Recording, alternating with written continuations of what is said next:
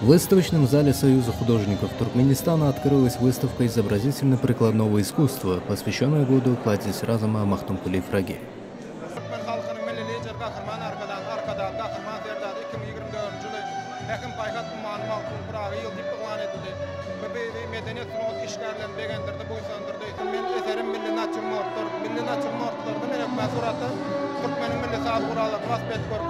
На выставке были представлены работы преподавателей Туркменской государственной специальной художественной школы. Около 40 мастеров и наставников представили для посетителей более 200 работ. На выставке были представлены живописи, графики, скульптуры, а также изделия народно-прикладного искусства.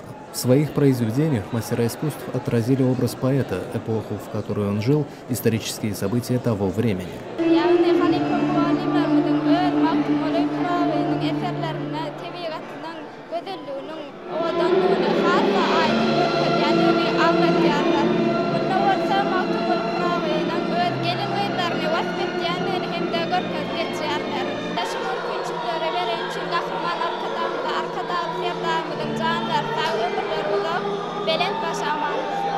Эта выставка – одна из множества мероприятий, которые пройдут по всей стране и за рубежом в честь юбилея великого поэта. Выставка продлится в течение 10 дней.